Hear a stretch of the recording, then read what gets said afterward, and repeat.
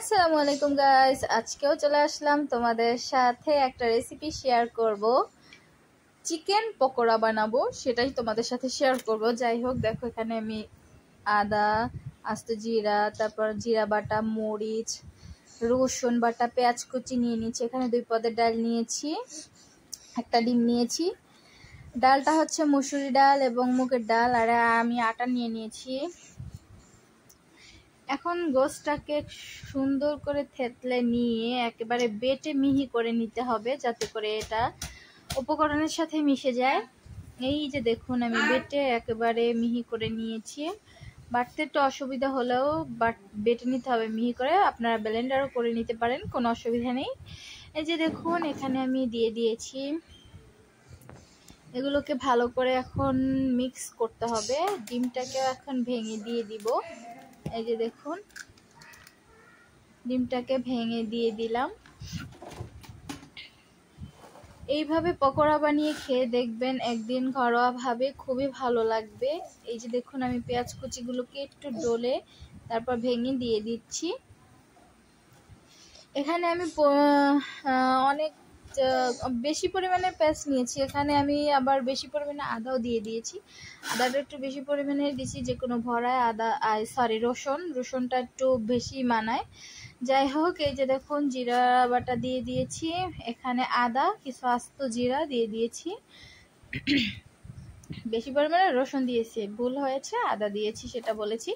যাই হোক, তোমরা সবাই বুঝেই নিবে আশা করি। এই যে দেখো, এখন উপকরণগুলো ভালো করে মেখে নিতে হবে। এই যে দেখো, মেখে নিয়েছি। আর গোশগুলো দেখো কত সুন্দর বোঝা যাচ্ছে। এক একটা পকোড়ার ভিতরে গোশটা যখন চাওয়ানের নিচে পড়ে তখন খুবই খেতে দারুণ লাগে। যাই হোক, কাঁচামরিচ দিয়ে কুচানো দিয়ে দিয়েছি, হলুদ দিচ্ছি, মরিচটা দিয়ে দিব। তারপর এখানে আমি পরিমাণ মতো ধনিয়ার গুঁড়া দিয়ে দিব। এই যে দেখো, ধনিয়ার গুঁড়া দিয়ে দিলাম। তারপর এখানে আমি স্বাদ মতো লবণটা দিয়ে দিব। পরিমাণ মতো লবণটা দিয়ে দিবে। এই উপকরণগুলো এখন ভালোভাবে মিশিয়ে নিতে হবে।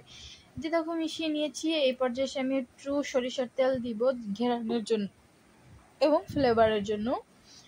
আমি একটু টমেটো সস মিশিয়ে নিয়েছি, এটার সাথে অ্যাড করে নিয়েছি। এই যে এই উপকরণগুলো ভালোভাবে মেখে নিব। যাই হোক, এই যে দেখো, দেখতেও সুন্দর লাগবে। এই যে এই পর্যায়ে এসে তোমরা ডো যদি করতে না পারো, তাহলে সেই পর্যায়ে এসে আটাটা দিতে হবে। আগে দেখে নিতে হবে যে হচ্ছে কি না। হলে তো প্রয়োজন নেই, না হলে প্রয়োজন আছে। এই যে দেখো, আটার পরিবর্তে তোমরা বেসন অথবা চালের গুঁড়াও অ্যাড করতে পারবে, কোনো সমস্যা নেই। যাই হোক, এই যে দেখো, আমি এখানে কিছুক্ষণ রেখে দিয়েছিলাম, প্রায় 15-20 মিনিট মেখে উপকরণটাকে। এই যে দেখো, এখানে আমি কড়াই বসিয়ে দিয়েছি। কড়াই বসিয়ে এখন চুলাটা জ্বালিয়ে দিব।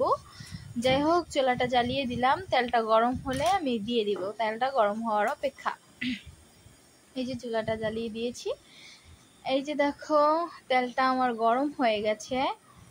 এখন আমি পকোড়াগুলো দিয়ে দিব সুন্দর করে, আস্তে আস্তে। আর আঁচটা, মানে চুলার আঁচটা একদম লোতে রাখতে হবে, না হলে পুড়ে যাওয়ার সম্ভাবনা আছে। এটা খুবই ধৈর্য সহকারে তারপরে ভাজতে হবে, ধৈর্য নিয়ে, না হলে পুড়ে যাবে। আর তোমরা চাইলে পাতলা পাতলা করেও দিতে পারো, বড়ার মতো। এটা যেহেতু পকোড়ার নাম দিয়েছি, সেই জন্য এগুলোকে একটু গোল গোল করাটাই বেটার মনে করলাম। যাই হোক, এই যে দেখো, আমার এক পিঠ ভাজা হয়ে গেছে। আস্তে আস্তে করে ভাজতে হবে, যাতে করে মুচমুচে হয়।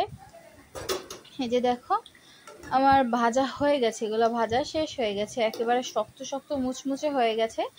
তোমাদেরকে দেখিয়ে দিব আমি। যাই হোক, এই যে দেখো, এগুলোকে এখন উঠিয়ে নিব। আর এদিকে আমি বাটিতে টিস্যু পেপার নিয়ে নিয়েছি, যাতে করে তেলটা অতিরিক্ত না থাকে। ভাজা পোড়া খেতে আবার অনেকেই পারে না, সেজন্য টিস্যু পেপার দিয়ে যদি ছেঁকে নাও তাহলে তেলটা একটু কম হবে। যাই হোক, এই যে দেখো, আমি এগুলোকে উঠিয়ে নিয়েছি। আর গাইস, তোমরা আমার চ্যানেলটাকে please like, comment, share and subscribe করে দিবে। আমাকে একটু সাহায্য করবে, যাতে করে আমি এগোতে পারি। এই যে দেখো, আমি আর এক ধাপ দিয়ে দিলাম। এই ধাপটা আমি একটু পাতলা করে দিয়ে দিয়েছি, যাতে করে ভালো হয়। এই যে দেখো, আমার পকোড়া ভাজা রেডি। এখন আমি খেয়ে বলবো কেমন হয়েছে। নিজেরা সবাই বলে ভালো হয়েছে, তাও তোমরা বাসায় ট্রাই করে খেয়ে দেখবে, জাস্ট মাশাআল্লাহ। ওকে গাইস, আসসালামু আলাইকুম।